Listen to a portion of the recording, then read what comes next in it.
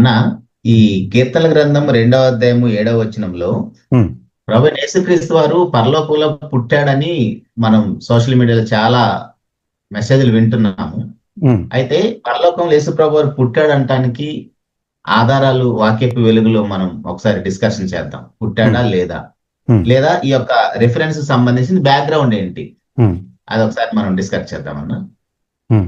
పరలోకంలో పుట్టాడు అని అంటే ఇది ఒక చిన్న ఆ, సాధారణంగా ఇది ఎక్కడ నుంచి వస్తుందంటే బిఓయుఐ అనుబంధ సంస్థలు ఈ బోధలు ప్రచారంలో తీసుకొచ్చాయి. యేసుక్రీస్తుని పుట్టినవాడుగాను, యేసుక్రీస్తు దేవుడే కానీ పుట్టాడు కానీ అయితే పరలోకంలో పుట్టాడని, పెద్ద దేవుడు తండ్రి, చిన్న దేవుడు యేసుక్రీస్తు అని.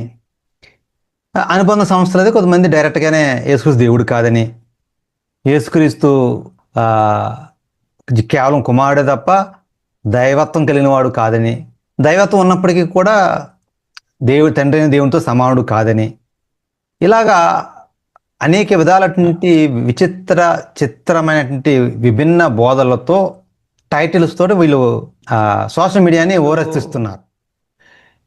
వీరికి తెలిసింది తక్కువ, వీళ్ళు మాట్లాడేది గోల పెట్టేది ఎక్కువ అనమాట.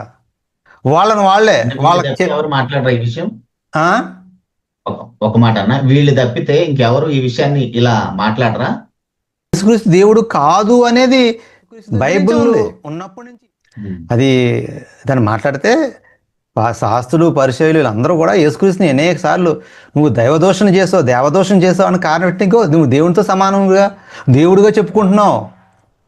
అప్పటి నుంచే వాళ్ళు నచ్చదు, అప్పటి నుంచి ఉంది. అయితే వీళ్ళకి కొన్ని వాక్యాలు అర్థం కాక ఇలాంటి బోధల్లో మరొక డిగ్రీ తీసుకుని పరలోకంలో పుట్టాడు అనే కొన్ని వచనాలు, అంటే పుట్టెను అనే వచనాలు తీసుకుని అయితే ఇక్కడ కాదు ఇంకో చోట పుట్టాడు అని చెప్పే ప్రయత్నం చేశారు. దాన్ని మనం చూస్తే ఓకే, సమస్య వీళ్ళు ఎక్కువగా అనేక చోట్ల పుట్టెను, కనేను, పుట్టి తిని అనే మాటలు కనిపిస్తాయి యేసుక్రీస్తు గురించి. అంటే కానీ ఆ వాక్యానికి సంబంధించినటువంటి బ్యాక్గ్రౌండ్ కానీ, కాంటెక్స్ట్ కానీ, తన అర్థం కానీ వీళ్ళేమి ఆలోచించరు. ఎందుకంటే ఇవి ఆలోచించరు అనడం కంటే వీళ్ళని ఆలోచించే అంత కెపాసిటీ వీళ్ళకి లేదు. వీళ్ళు మూలాలు ఎలా ఉన్నాయంటే చదువు అనేది పెద్దగా వీళ్ళకేమి అంతంత మాత్రంగా ఉంటుంది. ఫేక్ డిగ్రీలు, ఫేక్ ప్రొఫెసర్లు, ఫేక్ ప్రిన్సిపాల్స్, ఫేక్ డైరెక్టర్లుగా రకరకాల పేర్లతో వీళ్ళు చలమని అయిపోతూ ఉంటారు. కాబట్టి వీళ్ళ బోధలు, వీళ్ళ మాటలు కూడా అలాగే ఫేక్ మీద ఫేక్ అనమాట. వీళ్ళు నేను అనలేదు, యూజీసీ అని చెప్పింది. యూనివర్సిటీ గ్రాంట్స్ కమిషన్ వాళ్ళు రిలీజ్ చేసిన ఫేక్ యూనివర్సిటీస్లో బిఓయుఐ అనేది ఒక ఆంధ్రప్రదేశ్ నుంచి మొదటి యూనివర్సిటీ, అది ఆ పేరు ఉంది. టైమ్స్ ఆఫ్ ఇండియా, హిందుస్థాన్ టైమ్స్లో నిన్న 28 అక్టోబర్లో ఈ న్యూస్ నేషనల్ మీడియా అంతటా వచ్చి యాడ్ చేస్తాను. ఒక మ్యాటర్ విషయానికి వద్దాం. దేని నుంచి వీళ్ళు మాట్లాడుతున్నారు అంటే, నీవు నా కుమారుడవు, నేడు నిన్ను కని ఉన్నాను. 2 కీర్తన గ్రంథము 2:7లో మాట్లాడుతున్నటువంటి సందర్భం కదా. అలాగే 6 కూడా చదువుకుందాం. 6-7 చదువు. 6 కూడా చదువు. 6 నుంచి వద్దాం. నేను నా పరిశుద్ధ పర్వతమైన సియోను మీద నా రాజును ఆసీనునిగా చేసి ఉన్నాను, కట్టడను నేను వివరించేదను. యెహోవా నాకు ఇలాగ సెలవిచ్చెను, నీవు నా కుమారుడవు, నేడు నిన్ను కని ఉన్నాను. ఇది ఒక ప్రవచనం కదా. అవును, కరెక్ట్. ఈ ప్రవచనం అని చెప్పడానికి అంటే ఈ ఫేక్ యూనివర్సిటీ వాళ్ళకి వచనానికి ప్రవచనానికి కూడా తేడా తెలియదు అనమాట. ఇప్పుడు ఇది ప్రవచనం అని ఇక్కడ చెప్పబడింది అనుకో, కీర్తన గ్రంథం రాసిన గ్రంథకర్త ప్రవచనముగా రాశాడు, అవునా? అప్పుడు రాశాడు, క్రీస్తు పూర్వం రాయబడింది. 1000 సంవత్సరాల క్రితం అదే రాయబడితే ఈయన పరలోకంలో పుట్టాడని ప్రవచనం రావడం ఏంటి?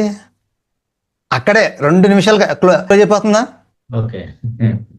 ఇప్పుడు ప్రవచనం అనేది భవిష్యత్తుకి సంబంధించింది, జరగబోయేదాన్ని సూచించేది. వచనం ప్రవచనం అవుతుంది. ప్రవచనం అవ్వాలని ముందు వచనం అవ్వాలి. అంటే దీన్ని, అంటే వీళ్ళకి వచనానికి ప్రవచనానికి కూడా తేడా తెలియదు అనమాట. దావీదు గారు అన్న టైంకి జరిగిపోతే ప్రవచనమా, జరగకపోతే ప్రవచనం? అది జరగకపోతే ప్రవచనం, జరిగిపోతే పాస్ట్ టెన్స్ అయిపోయింది, అది వచనం అవుతుంది. అది వచనం అవుతుంది. మళ్ళీ వీళ్ళకి అదే విషయం ఏంటంటే బేసిక్స్ వీళ్ళకి తెలియవు అన్నమాట. వీళ్ళు ఏంటంటే పాఠాలు నేర్చుకుంటారు, సబ్జెక్టులు నేర్చుకోరు. పాపం బైబిల్ లోతుగా వీళ్ళకి ఏం తెలియదు. కాబట్టి ప్రవచనం అని చెప్తారు, చెప్పి యేసుక్రీస్తు పుట్టాడు, పరలోకంలో పుట్టాడు అంటారు. ఇది ఆల్రెడీ జరిగిన దాన్ని ప్రవచనం అన్నారు కదా, జరగబోయేది కదా ప్రవచనం.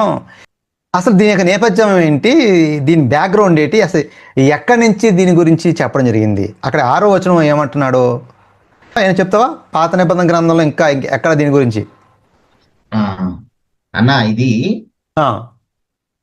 యేసుక్రీస్తు ప్రభు వారి గురించి ప్రవచించబడిన ప్రవచనం, అందరికీ తెలుసు, అందరికీ తెలిసిన విషయమే. అయితే యేసుక్రీస్తు ప్రభు వారు భూలోకానికి రావటానికి సంబంధించిన ప్రవచనం కాబట్టి అసలు బైబిల్లో మనకి మొట్టమొదటిసారిగా ప్రభువైన యేసుక్రీస్తు వారు భూలోకానికి ఆయన రావటానికి ఆది కాండంలోనే మనకి ఆయనకు సంబంధించిన ప్రవచనం కనపడుతుంది. ఆది కాండము 3వ అధ్యాయము 15వ వచనం మనం చూస్తే, ఆది కాండము 3వ అధ్యాయం 15వ వచనంలో, మరియు నీకును స్త్రీకిని నీ సంతానమునకును ఆమె సంతానమునకును వైరము కలుగు చేసేదను, అది నిన్ను తల మీద కొట్టును, నీవు దాన్ని మడిమి మీద కొట్టుదు అని చెప్పాను. ఇది ప్రభువైన యేసుక్రీస్తు వారు భూలోకానికి రావటానికి సంబంధించిన ప్రవచనం. ఆయన వస్తాడు తర్వాత ఇదంతా ఓకే.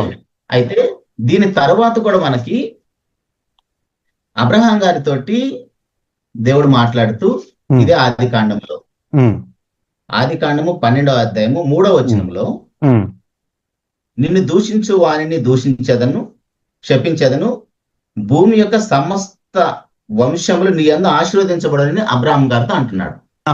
అంటే అబ్రహాం గారి ద్వారా సమస్త వంశములను ఆశీర్వదించబడుతున్నాయి అంటున్నాడు. ఇదే అబ్రహాం గారితోటి 22వ అధ్యాయము 18వ వచనంలో కూడా,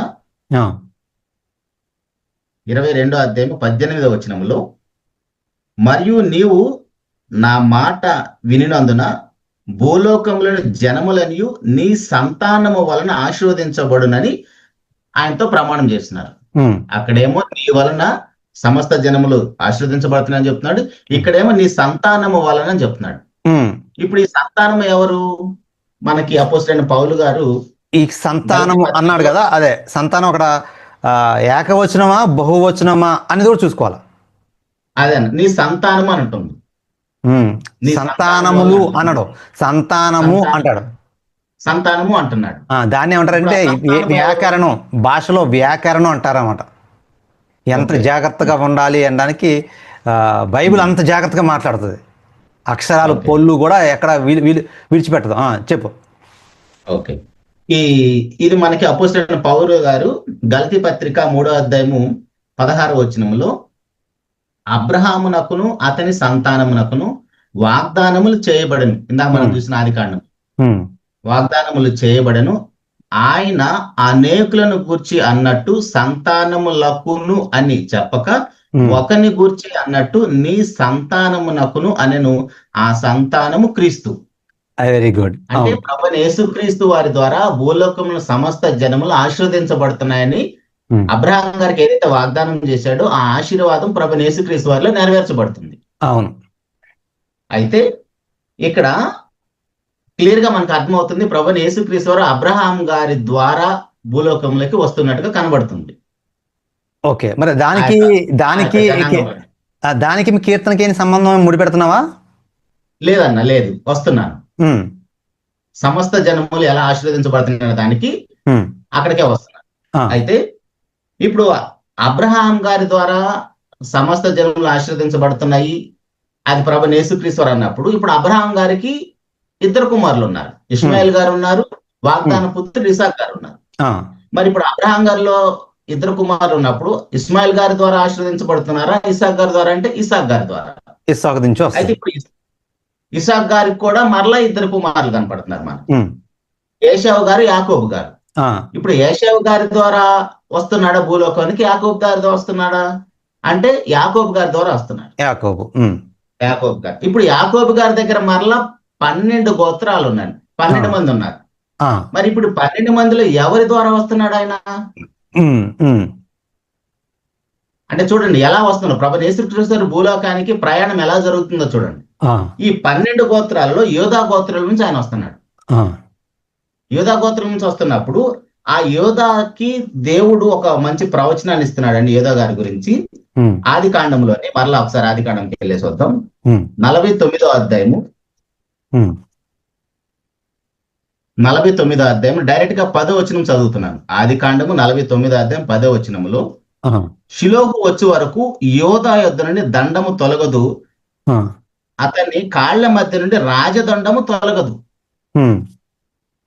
ఇక్కడ ఒక సింహాసనానికి సంబంధించిన ప్రవచనం మనకు కనపడుతుంది. ఒక సింహాసనానికి సంబంధించిన ప్రవచనం మనకు కనపడుతుంది. అయితే ఈ సింహాసనము ఇవన్నీ మనకి ఇలా కనపడుతున్నప్పుడు దీనికి సంబంధించిన ప్రవచనం మనకి ఇప్పుడు యోధా గోత్రంలో నుంచి యేసుప్రభు వస్తున్నట్టుగా చూసాము. ఇప్పుడు యోధా గోత్రంలో నుంచి ఎన్నో వంశాలు ఉన్నాయి. ఆ వంశాలలో మనకి దావీదు గారి వంశంలో నుంచి ప్రభు యేసుక్రీస్తు వస్తున్నట్టుగా మనకి కొన్ని ఆధారాలు. సమయలు 2వ గ్రంథము 2వ సమయలు 7:13 నుంచి చదువుతున్నాను అన్న, లేదా డైరెక్ట్ 12 నుంచి చదువుతాను. రైట్. 2వ సమయల గ్రంథం 7వ అధ్యాయము 12 నుంచి, నీ దినములు సంపూర్ణమగునప్పుడు నీవు నీ పితరులతో కూడా నిద్రించిన తరువాత నీ గర్భముల నుండి వచ్చిన నీ సంతతిని హెచ్చించి రాజ్యమును అతనికి స్థిరపరిచెదను. అతడు నా నామ ఘనత కొరకు ఒక మందిరమును కట్టించును, అతని రాజ్య సింహాసనము నేను నిత్యముగా స్థిరపరిచెదను. నేను అతనికి తండ్రినై ఉండును, అతడు నాకు కుమారుడై ఉండును. ఇక్కడ ఒక డాట్ కలుస్తుంది. ఇక్కడ ఏంటంటే నీవు నా కుమారుడువు అన్నాడు అక్కడ దావీదు. అవును, కీర్తనలో నీవు నా కుమారుడు అన్నాడు. నీవు నా కుమారుడు అన్న ఇక ఈ వంశావళి అన్ని చూసుకుంటూ వస్తే సమూయేలు గ్రంథం వచ్చేసరికి, అంటే రాజుల కాలం వచ్చేసరికి అక్కడ ఏమని ఉంటుందంటే, రాజుగా ఉన్న వాళ్ళను, రాజుగా నియమించబడిన, అభిషేకించబడిన వారిని ఏమంటున్నాడంటే దేవుడు, నీవు నా కుమారుడవు,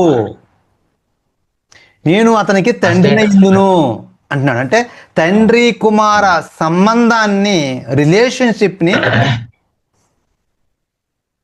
ఈ విధంగా డిఫైన్ చేస్తున్నాడు. అక్కడ డెఫినేషన్ అది అక్కడ అలా ప్రారంభమైంది.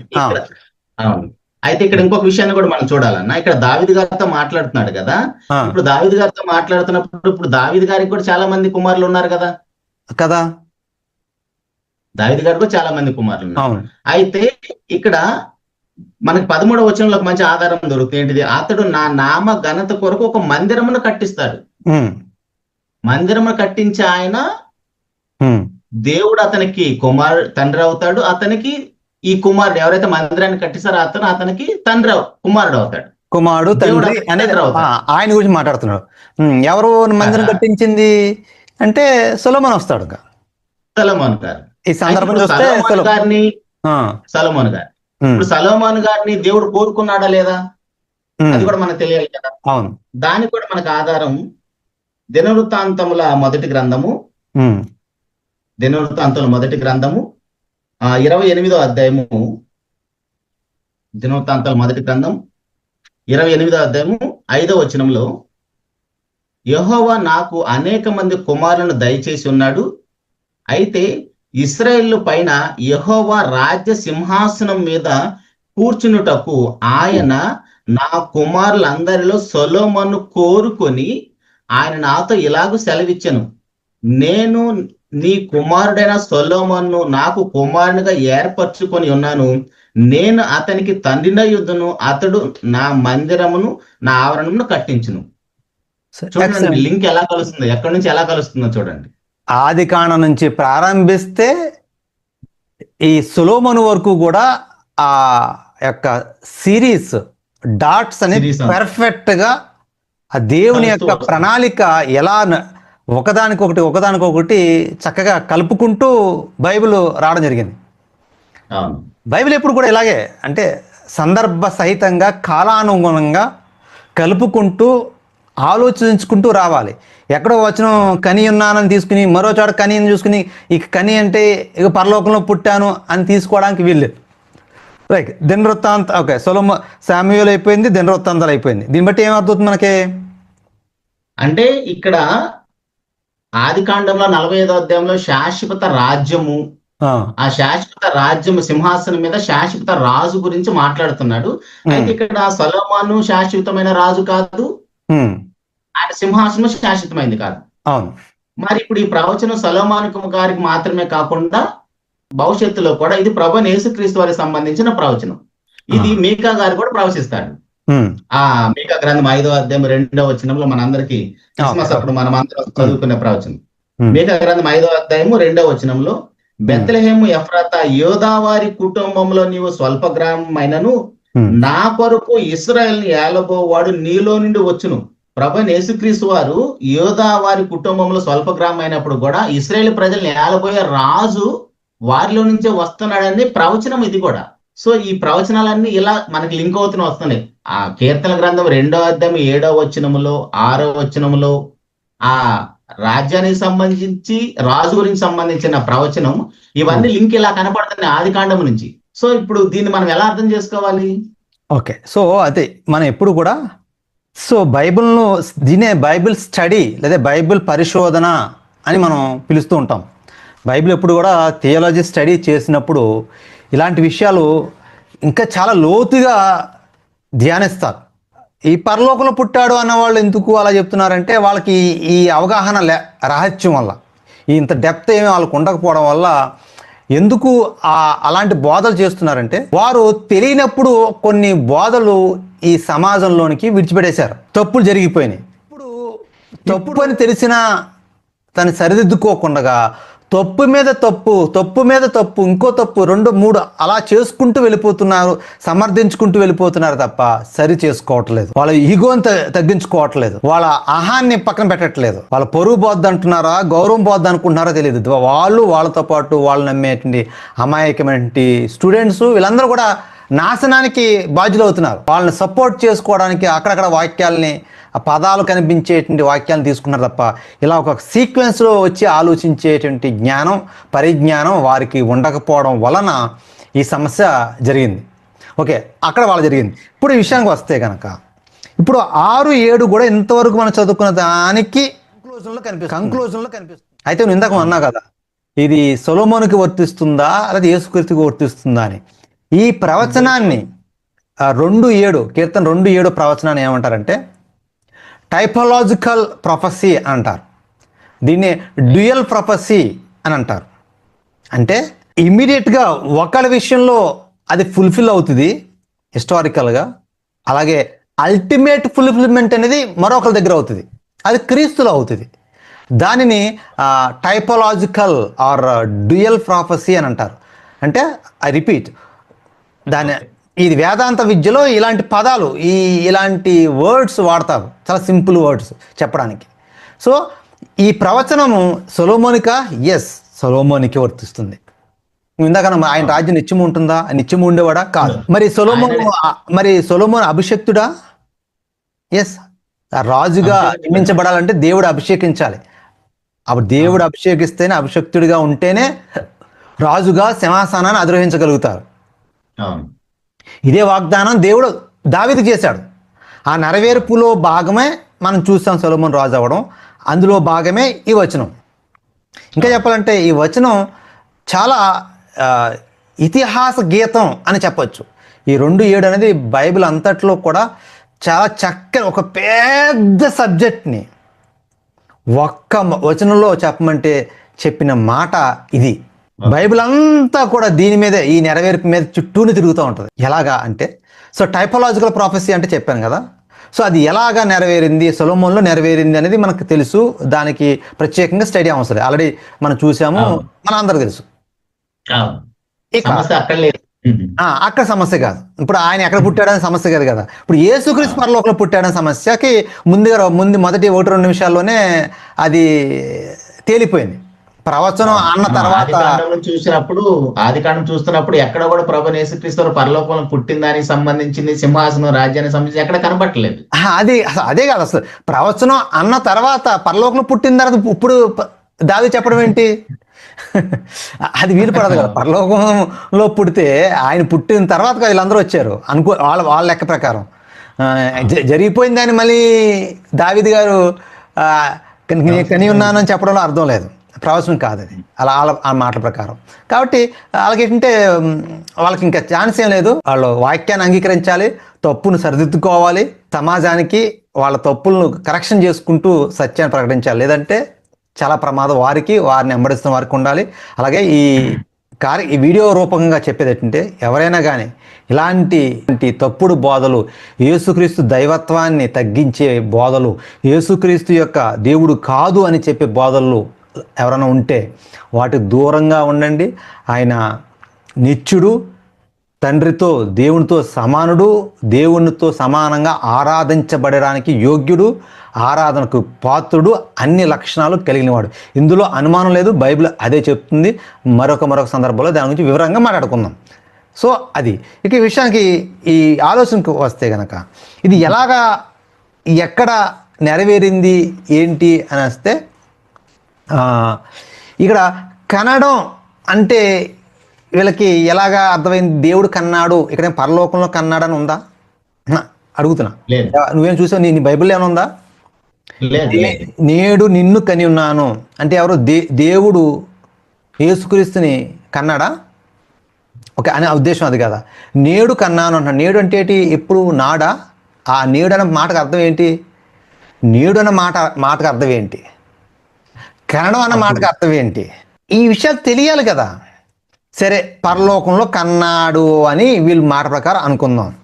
అయితే 2వ వచనంలో అన్యజనులు ఎలా అల్లరి చేయుచున్నారు? పరలోకంలో అన్యజనులు అల్లరి చేస్తున్నారా ఆ టైంలో? పరలోకంలో అంటే ఇంక వీళ్ళకి అంటే పైన కింద ప్రారంభం సందర్భం ఏం సంబంధం లేదు, చెప్పాను కదా, రెఫరెన్స్లే. ఆ అన్యజనులు ఉండే పరలోకంలో అన్యజనులు ఉన్నప్పుడు దేవుడు వీళ్ళని కన్నాడా? సో అర్థమైపోతుంది కదా, వీళ్ళు కిట్టించడం కోసం, వాళ్ళని సమర్థించుకోవడం కోసం ఏదో ఎరువు తెచ్చుకున్న బోధే తప్ప వారికి ఆధారాలు ఏమీ లేవు. అవి ఆధారాలు ఉన్నాయనుకున్నా అవి ఆధారాలు కావు, అవి దారాలే అని తేలిపోతుంది కొంతసేపులో. కాబట్టి అలా చూసుకుంటూ వెళ్తే గనక అప్పుడు మన కిందకి వెళ్తే ఈ వచనానికి మనం ఆలోచించాల్సింది ఏంటంటే, ఇప్పుడు దీన్ని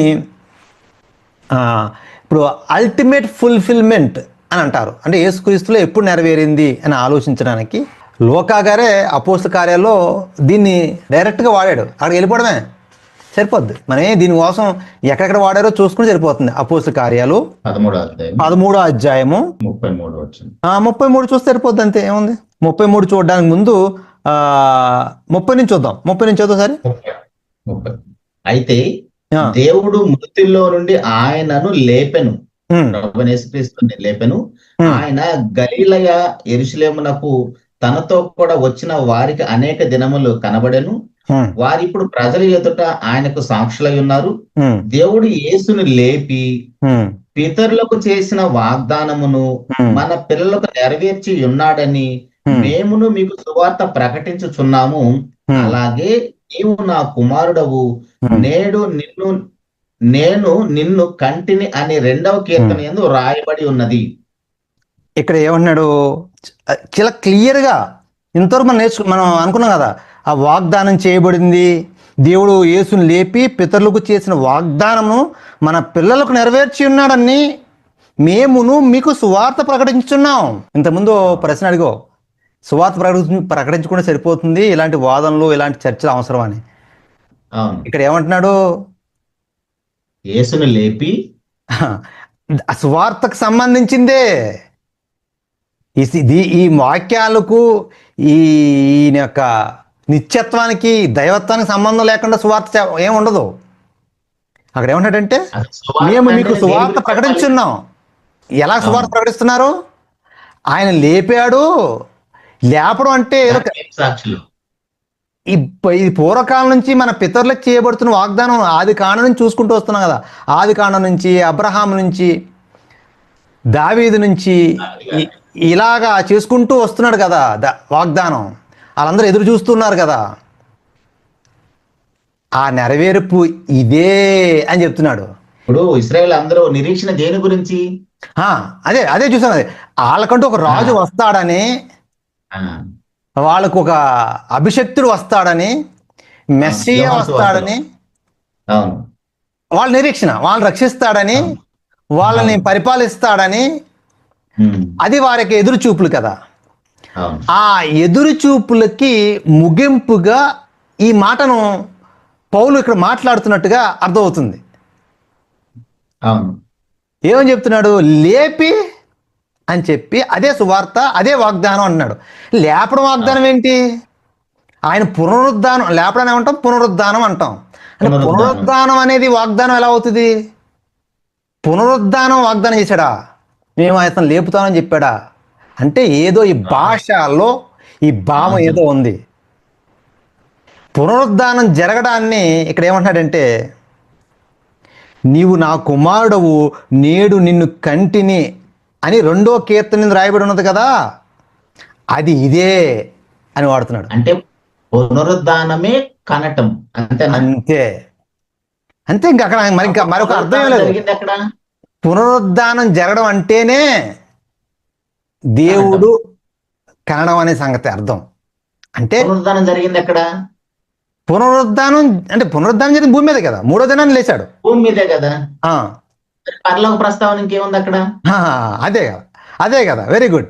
సో అంటే వీళ్ళకి ఇది తెలియదు, అది తెలీదు. అంటే ముందు అది ప్రవచనం అని తెలియదు కదా వాళ్ళకి పాపం. దాని మామూలు మన భాషలో మాట్లాడుకున్నా కూడా ఇప్పుడు ఎవరన్నా పిల్లల్ని కన్నారు అనుకో, ఏమంటాం? ఒక పాపకో బావకో ప్రాణం వచ్చింది, ప్రాణం పోసింది, ఆ జీవం వచ్చింది, ఒక జీవి బయటకు వచ్చింది అంటారు. జన్మనివ్వడాన్ని అలా అంటారు. అంటే భాష అర్థం కావడం కోసం ఎక్స్ప్లెయిన్ చేస్తున్నాం, థియలాజికల్ పాయింట్ ఆఫ్ వ్యూలో కాదు. మరి యేసు ప్రభువు వారు జీవం సజీవుడిగా రావడం కూడా ఏంటి? జీవం పోసుకోవడం, మళ్ళీ బ్రతకడం, పుట్టడమే. అందుకు ఆ భాషా పరిజ్ఞానాన్ని భాషతో వాడాడు. అంటే పునరుద్ధానం అంటేనే పుట్టడం. ఆ పుట్టడం గురించే దావీదు గారు ప్రవచనం, ఆ ప్రవచనం నెరవేర్పే పునరుద్ధానం అని చెప్పడం జరుగుతున్నాడు. మరి ఇప్పుడు నేడు నేను కంటినంటే ఏ నేడు అది? ఇదిగో ఎప్పుడైతే ఆయన పునరుద్ధానుడు అయ్యాడో అప్పుడే ఆయన కనడం. The day when he was resurrected is called day he was begotten. అది అర్థం. అంటే ఎప్పుడైతే ఆయన పునరుద్ధానుడు అయ్యాడో అప్పుడే ఆయనను కనినట్టు. ఆ డే గురించి నేడు అంటే అర్థం. అది బిగాటెన్ సన్షిప్ అని వీళ్ళకి ఎంతసేపు లోక సంబంధం కన్నం అంటే మనుషులు కంటున్నాయి, జంతువులు కంటున్నాయి, పక్షులు కంటున్నాయి, అలాగే దేవుడు కూడా కన్నాడేమో అని అనుకునే వాదనలో మాటల్లో ఉన్నారు తప్ప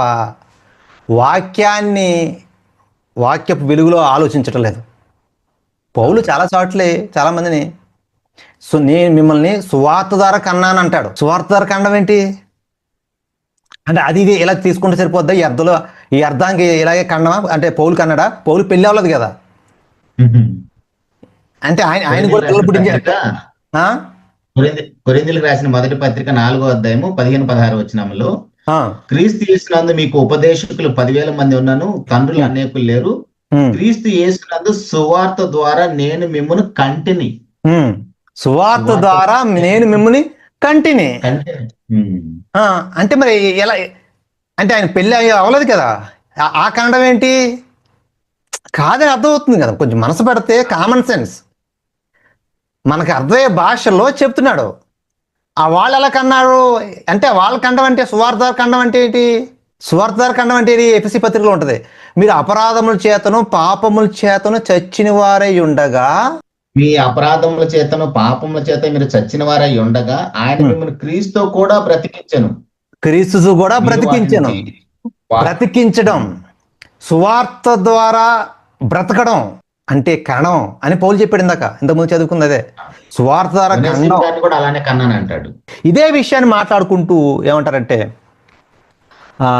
ఈ నెరవేర్పుని కంక్లూజిస్తూ రోమీ రాసిన పత్రిక 1వ అధ్యాయము 4వ వచనం చూద్దాం. వేరే క్లోజింగ్. రోమిలికి రాసిన పత్రిక 1:4 అంటే 1:4 అంటే 7వ వచనంలో కలిసి ఉంటే చివరిలో 4. దేవుడు తన కుమారుడు అక్కడ ఉంచా దేవుడు శరీరం యేసుక్రీస్తు శరీరం బట్టి దావీదు సంతానముగాను తర్వాత అక్కడ నుంచి యేసుక్రీస్తు శరీరమును బట్టి దావీదు సంతానముగాను మృతుల్లో నుండి పునరుద్ధానుడు అయినందున పరిశుద్ధమైన ఆత్మను బట్టి దేవుని కుమారుడుగాను ప్రభావంతో నిరూపింపబడెను. అది ఎప్పుడు దేవుడు కుమారుడుగా నిరూపించబడ్డాడు? ఎప్పుడు ఈయన దేవుని కుమారుడు అనే ఐడెంటిటీ ఎప్పుడు వచ్చింది దీనికి అఫీషియల్ గా? ఎప్పుడు సీల్ అయిపడ్డాడు? ఎదురు చూస్తూ ఎదురు చూస్తూ ఎదురు చూస్తూ మన ఆది కాండం చూసుకుంటూ వస్తున్నాం కదా, అందరూ కూడా ఎదురు చూస్తూ వస్తూ ఉన్నారు. ఎప్పుడు ఎప్పుడు ఎప్పుడు ఎప్పుడు ఎప్పుడు ఎక్కడ ఎక్కడ ఎప్పుడు అని ఆ ఎదురు చూస్తున్న ఆ మెస్సయ్య అభిషక్తుడు ఈయనే, క్రీస్తు ఈయనే. దేనికి లింకప్ చేశాడు? అయినందున దేవుని కుమారుడు. దీనికి ఇంకో ఎక్స్టెన్షన్ ఇక్కడ ఆపేయకూడదు. అది దేవుని కుమారుడు కారణం అంటే అర్థం. మరి తర్వాత ఏం జరగాలి? అప్పుడు అభిషక్తులు, అప్పటి రాజులు అభిషేకించబడిన తర్వాత ఎందుకు అభిషేకించబడతారు? వాళ్ళు రాజులుగా నియమించబడతారు. సింహాసనానికి రాజుగా, దేవుని పక్షముగా, దేవుని రిప్రజెంటేటివ్గా నిలబడతారు. వాళ్ళు ఎదురు చూస్తున్నట్టు కుమారుడు, క్రీస్తు, అభిషక్తుడు, రాజు ఈయనే. దేవుడు ప్రభువుగాను, రక్షకుడుగాను, రాజుగా నియమించింది ఈయనే, ప్రభువుగా నియమించింది ఈయనే. నతనయేలు గారు కూడా అంటాడు అదే మాట. ఒకసారి మనం యోహాను సువార్త 1వ అధ్యాయము 43 నుంచి 49 వరకు ఒకసారి చదువుతాను చూడండి. అంటే ఇశ్రాయేలు జనాంగం అంతా కూడా ఎవరి కోసమే ఎదురు చూస్తున్నారు. ఆ ఎదురు చూస్తున్నాయని మేము కనుగొన్నామని వాళ్ళ మాటల్లో మనకు కనబడుతుంది. చూడండి ఒకసారి యోహాను సువార్త 1వ అధ్యాయము 43 నుంచి. మరునాడు ఆయన గలిలయ వెళ్ళగోరి ఫిలిప్పును కనుగొని నన్ను వెంబడించమని అతనితో చెప్పాను. ఫిలిప్పు బెత్సయిదా వాడు, అనగా ఆంద్రయ, పేతురు అను వారి పట్టణపు కాపురస్తుడు. ఫిలిప్పు నతనయేలును కనుగొని ధర్మశాస్త్రంలో మోషేయు ప్రవక్తలు ఎవరిని గురించి వ్రాసిరో ఆయనను కనుగొంటిమి. అంటే ఆయన కనుగొన్నామంటే ఆయన కోసం ఎదురు చూస్తున్నట్టు క్లియర్ గా కనబడుతుంది. అంటే ఆయన యోసేపు కుమారుడైన నజరేయుడగు యేసుతో చెప్పాను. అందుకు నతనయేలు నజరేతులో నుండి కంటిన్యూ చేయనా? అంటే అది మధ్యలో అవసరం. అంటే ఇక్కడ మనం అండర్లైన్ చేయాల్సిన మాట ఏంటంటే,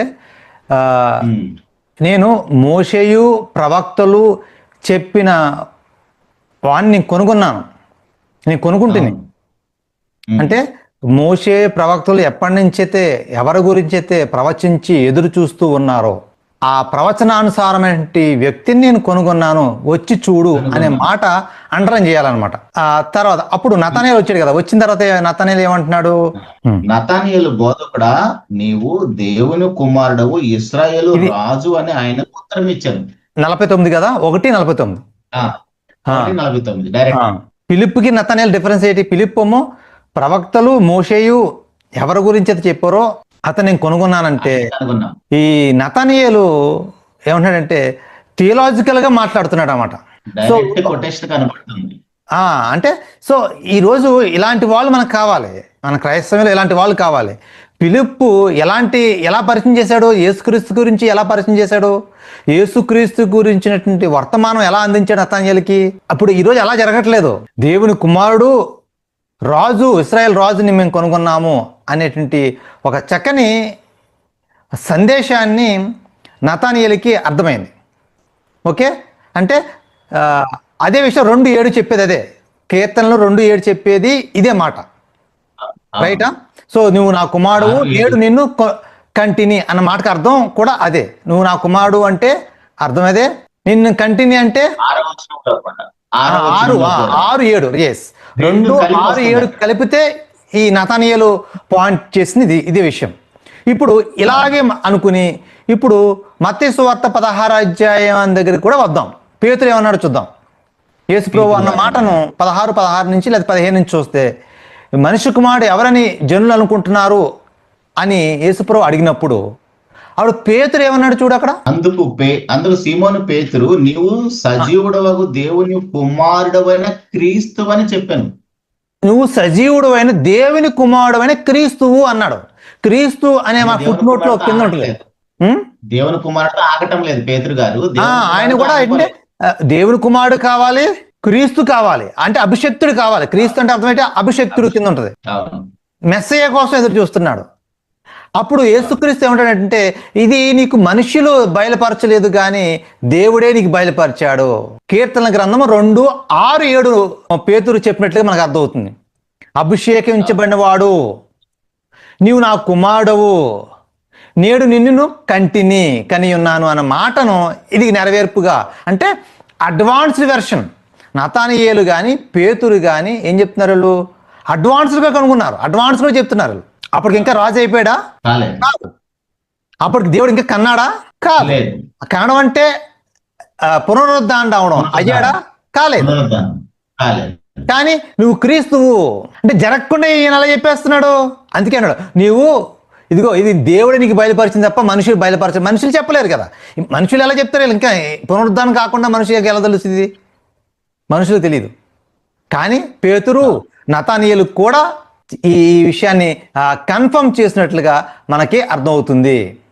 దీన్ని మనం ఒక సమరైజ్ చేసుకుని ఆలోచించగలిగితే, సో ఈ ప్రాఫెసీని టైపోలాజీ ప్రాఫెసీ అంటారు, డ్యూయల్ ప్రాఫెసీ అని అంటారు. అది ఒకటైతే దీని వివరణకు ముందు ఇంకో విషయం కూడా మాట్లాడుకుందాం. ఇప్పుడు ఆదాము దేవుని కుమారుడా కాదా? ఆదాము దేవుని కుమారుడే. ఇశ్రాయేలును కూడా దేవుని కుమారుడు అంటాడు. సొలొమోన్ని దేవుని కుమారుడు అంటాడు. యేసుక్రీస్తుని దేవుని కుమారుడు అంటున్నాడు. అంటే ఏంటి ఇదంతా? అంటే ఇది ఎలా? ఇప్పుడు ఆదాము దేవుని కుమారుడు అంటే అర్థం ఏంటి? దేవుడు కన్నాడా? ఆదాము చేయబడ్డాడు, క్రియేటెడ్ సన్ ఆఫ్ గాడ్. ఇశ్రాయేల్ దేవుని కుమారుడు. ఇశ్రాయేల్ దేవుని కుమారుడు ఎలా అయ్యాడు? ఇశ్రాయేల్ అంటే కావనెంటల్ సన్ ఆఫ్ గాడ్, అంటే నిబంధన పరంగా ఇశ్రాయేల్తో నిబంధన చేసుకున్నాడు. ఆ నిబంధన ప్రకారంగా sun of God. Solomon sun of God ఎలా అయ్యాడు? సొలొమోను కింగ్షిప్ అంటే రాయల్ సన్ ఆఫ్ గాడ్, అంటే రాజుగా తను నియమించబడినటువంటి, దేవుడు నియమించబడినటువంటి రాజుగా సన్ ఆఫ్ గాడ్ అయ్యాడు. ఇప్పుడు ఇవన్నీ ఏం జరిగినాయి? ఆదాము సన్ ఆఫ్ గాడ్, ఆదాము దేవుని కుమారుడు. కానీ విధేయత చూపించాడా? ఫెయిల్ అయ్యాడు, పడిపోయాడు. ఇశ్రాయేల్ సన్ ఆఫ్ గాడ్ నిలబడ్డారా? నిబంధన నిలబడ్డారా? ఫెయిల్ అయ్యారు. సొలొమోను ఒక రాజుగా సన్ ఆఫ్ గాడ్, అక్కడి నుంచి రాజులుగా తను అభిషేకిస్తూ వచ్చాడు. నిలబడ్డాడా? సొలొమోను కూడా పడిపోయాడు. ఇప్పుడు ఇక్కడ విషయం ఏంటంటే, ఇప్పుడు దేవుడి యొక్క ఉద్దేశం ఏంటంటే, మీరందరూ కూడా నా కావనెంట్ని, నా నిబంధనని, నా ఉద్దేశాలని అవిధేయత చూపిస్తూ తిరుగుబాటు చేస్తూ వస్తున్నారు. ఇప్పుడు దేవుడు ఏమంటాడంటే, అవన్నీ కాదు, ఇప్పుడు ట్రూ సన్ ఆఫ్ గాడ్ మీకు చూపిస్తాను. ఆ true sun of God sonship ఎక్కడ నెరవేరుతుంది, ఎక్కడ ఎండ్ అవుతుంది అంటే అది క్రీస్తులోనే. అంటే సన్ ఆఫ్ గాడ్ అంటే ఎలా ఉండాలి అనడానికి క్రీస్తులో మనకు అనిపిస్తుంది. ఆదాములో కూడా ఆయన ఇమేజ్ తన రూపంలో తన పోలిక చెప్పని చేసుకున్నాడు, కానీ ఆయన కోల్పోయాడు. ఇశ్రాయేల్లో కూడా అంతే, సొలొమోన్లో కూడా అంతే. సొలొమోన్ రాజు అంటే అది పెట్టి దేవుని రిప్రజెంటేటివ్స్, దేవుని యొక్క క్యారెక్టర్ని, దేవుని యొక్క ఆజ్ఞల్ని, దేవుని యొక్క గుణగణాలని పరిపాలనలో చూపించాల్సిన వారు వాళ్ళు విఫలమయ్యారు. చివరి అభిషక్తుడు ఎవరు? అభిషక్తుడు ఒక్కడైనా? చాలా మంది ఉన్నారు అభిషక్తులు ఇంతకుముందు ఉన్నారు. అది తెలియాలి. అభిషక్తుడు అంటే యేసుక్రీస్తు ఒకటే కాదు, రాజులు కూడా రాజరికంగా రాజుగా నియమించబడినప్పుడు వాళ్ళు అభిషేకించబడిన వారుగా ఉంటూ ఆ రాజులు అవుతారు. ఇప్పుడు చివరి అభిషక్తుడు ఎవరు? యేసుక్రీస్తు. సో అర్థమవుతుంది కదా. సో ఆదాము నుంచి, ఇశ్రాయేల్ దగ్గర నుంచి, సొలొమోన్ దగ్గర నుంచి యేసుక్రీస్తు వరకు ఇవంతా కూడా ఒక నెరవేర్పు కనిపిస్తుంది. నేడు నిన్ను కని ఉన్నాను అంటే అర్థం ఏంటంటే, నేడు అంటే ఇప్పుడు మన భాషలో చెప్పాలంటే నేడు అంటే ఎవరు, ఎక్కడ, ఇప్పుడు ఈస్టర్. ఇప్పుడు మన వాళ్ళకి అర్థమయ్యే భాష పదం వాడాలంటే ఈస్టర్. నేడు నిన్ను కన్నానంటే ఈస్టరు అని అర్థం. ఈస్టర్ ఎప్పుడు నేడు అంటే ఆ నేడు ఇండికేట్స్ ఈస్టర్, యేసుక్రీస్తు జన్మం. చాలామంది క్రీస్తు జన్మదినం అనుకుంటున్నారు. క్రిస్మస్ కాదు. నేడు నిన్ను కన్నానంటే క్రిస్మస్ కాదు, ఈస్టరే ఈ right birth of Christ. Christmas అంటే biological birth, that is different. రోమీ రాసిన పత్రిక ఇంత చదువుకున్న 1:4 మనకు అనిపిస్తుంది. శరీరం బట్టి దావీదు కుమారుడుగాను మృతుల్లో నుండి పునరుద్ధానుడు అయినందున దేవుని కుమారుడుగా రుజువు చేయబడెను. ఇంతవరకు దేవుని కుమారుడు అనుకుంటున్నాడు. ఎప్పుడు రుజువు చేయబడ్డాడు? పునరుద్ధానం అయినప్పుడు రుజువు చేయబడ్డాడు. ఈ రుజువు కోసమే దావీదు దగ్గర నుంచి ఇంకా ముందు కాలం నుంచి ఎదురు చూస్తూ ఉన్నారు. ఐడెంటిటీ దొరికింది, తన గుర్తింపు దొరికింది, గుర్తింపు కన్ఫర్మ్ చేయబడింది ఆయన పునరుద్ధానం అవడం ద్వారా. అదే విషయాన్ని అపోస్తల కార్యాలు 13వ అధ్యాయంలో కానీ ఇవన్నీ మనం ఇప్పుడు అంతా చూసిన వచనాలన్నీ కూడా అదే తెలియజేస్తున్నాయి. కాబట్టి కన్నాను అంటే పరలోకంలో పుట్టాడా, లేకపోతే మరీకి పుట్టాడా, అక్కడ పుట్టాడా, ఇక్కడ పుట్టాడని ఎతకూడదు. కన్నాను అనగానే దేవుని కుమారుడు అనగానే పరలోకంలో ఎతకూడదు. ఈ లోకంలోనే ఎతకాలి, ఇక్కడే ఎతకాలి. పరలోకం పోతున్నారు వాళ్ళు కొద్దిమంది. పరలోకంలో పోయి అక్కడ ఎతికి ఇంకా అక్కడ కన్నాడు అంటున్నారు. ఎక్కడో చోట అక్కడ కానీ బైబిల్లో ఈయన పరలోకంలో పుట్టాడని ఒక వాక్యం చూపించిన ఎవరన్నా? ఎవ్వరు ఎక్కడ చూపించలేరు. మొదటి నుంచి ఏం చెప్పాలనుకున్నాడంటే, దేవుని కుమారుడుగా దేవుడు నన్ను అభిషేకించి నన్ను ఎందుకు పంపించాడు? ఇలా ఉండడం కోసం. ఇది ఉద్దేశం, ఇది పర్పస్. దీని వెనక ఎంత వృత్తాంతం ఉంది. ఆ మాటల్లో, ఆ పదజాలంలో, ఆ టర్మ్స్ అన్ని, కండిషన్స్ అన్ని కూడా యేసుప్రభువు మాట్లాడి అన్నీ కూడా తండ్రి నన్ను పంపించాడు, తండ్రి ద్వారా పంపబడ్డాను, తండ్రి. ఇవన్నీ కూడా యేసుక్రీస్తులోనే నెరవేరింది. Ultimate fulfilment of Psalms 2:6 and 7 was seen in Christ. Final ultimate anointed king ఎవరంటే యేసుక్రీస్తు. అంతేగాని ఇంకా దానికి మించి మరొక అయినా అర్థం తీశారా? అది వాక్యానికి వ్యతిరేకం, లేఖనాలకి విరుద్ధం. బైబిల్ ఇంకోసారి చదవండి. తప్పు చెప్పారా? సరిదిద్దుకోండి, సరి చేసుకోండి, దేవుని దగ్గర రండి, దేవుణ్ణి మరొకసారి చదవండి. మేము చెప్పిన మాటలు నమ్మలాంశంలో రెఫరెన్స్ ఇచ్చాం. ఆలోచించండి, పరిశీలించండి, సత్యాన్ని తెలుసుకోండి. Thank you. అందరికీ వందనాలు.